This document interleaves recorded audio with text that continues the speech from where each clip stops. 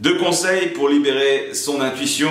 Je suis Florent Rousset, coach professionnel. J'accompagne les entrepreneuses zébrées à libérer tout leur potentiel pour atteindre le succès qu'elles méritent. Aujourd'hui, je vais te donner deux conseils pour développer ton intuition. Tu sais que l'intuition, c'est une de mes spécialités, c'est un de mes champs de recherche infinis que j'explore depuis de nombreuses années. Et aujourd'hui, je vais te donner deux conseils pratiques pour développer ton intuition. Le premier conseil, qui paraît tout simple, tout basique, mais c'est de croire à l'intuition, c'est de croire que ton intuition existe, c'est de croire que tu peux lui faire confiance, qu'elle peut t'apporter les réponses nécessaires, qu'elle peut être une ressource vraiment utile. Donc la première chose à faire, c'est se changer aussi cette croyance par rapport à l'intuition, au lieu d'attendre de se rendre compte par un constat que tu n'as pas écouté ton intuition, que tu ne lui as pas apporté l'attention qu'elle mérite, que tu n'as pas cru aux signes qui t'étaient montrés et à cette sensibilité que tu pouvais avoir par rapport à une prise de décision, par rapport à un événement, par rapport à des choix à faire dans ta vie. Donc effectivement, le premier conseil et la première chose à faire, c'est de croire en ton intuition, de croire aux signes qui t'ont apporté et aux signes les plus minimes soient-ils. Parfois c'est évident, parfois ça se voit comme un nez au milieu de la figure, que l'intuition est en train de te parler, que cette voix intérieure est en train de te donner des indications pour faire ton bon choix, suivre ta bonne direction. Et parfois, c'est pas si évident que ça. Les signes peuvent être subtils. Donc, de là vient mon deuxième conseil pour pouvoir développer ton intuition, c'est celui d'être sensible et d'être à l'écoute des signes de ton intuition. Alors parfois, je te disais, c'est des messages qui sont évidents, ça se voit comme un nez au milieu de la figure, c'est une personne que tu vas rencontrer qui va te parler de quelque chose en lien avec ta problématique, c'est une ressource, un livre qui va être prêté par un ami ou que tu vas voir dans une librairie qui va te tomber littéralement dans la main, qui va te donner un signe, une réponse à ta problématique.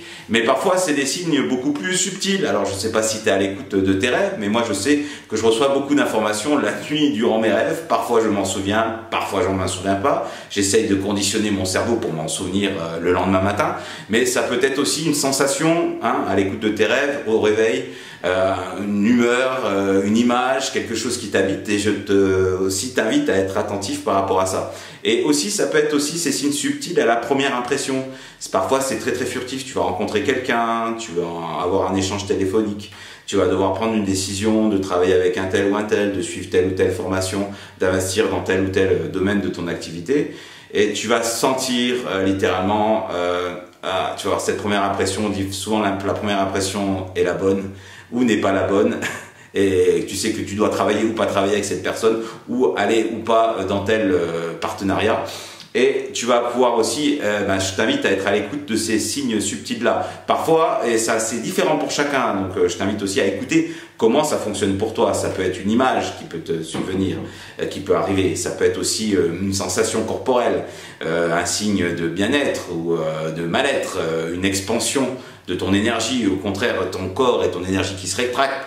Ça peut être un endroit précis de ton corps, dans tes jambes, dans ton ventre, au niveau de ton cœur, etc. Donc je t'invite à explorer comment tu fonctionnes et à écouter parfois ces petits signes, ces petits signaux, ce qu'on appelle des signaux faibles, qui ne sont pas forcément des flashs et des insights évidents qui te disent « Ah, là j'ai une intuition, une information qui est évidente pour moi et à suivre », mais d'être à l'écoute aussi de ces signaux faibles-là. Donc pour récapituler, les deux conseils pratico-pratiques pour suivre ton intuition, c'est le premier, c'est de croire en ton intuition et qu'elle est une véritable ressource et qu'elle est bonne pour toi et qu'elle a des informations fiables à te donner. Donc c'est changer ta croyance par rapport à ça. Et deuxième conseil pratico-pratique pour développer et écouter ton intuition, justement de l'écouter, d'être à l'écoute des signaux faibles que te donne ton intuition à chaque instant.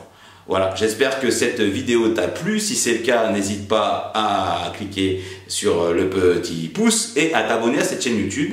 Et si tu veux en savoir davantage et voir comment on peut, en tant qu'entrepreneuse et entrepreneur, travailler et utiliser ce levier de l'intuition pour faire les bonnes décisions, opter lever les bons leviers de ton business pour atteindre tes résultats, n'hésite pas à prendre rendez-vous sur mon agenda, sur le lien qui figure dans la description, libère tes potentiels.com. Je te dis à bientôt pour une nouvelle vidéo.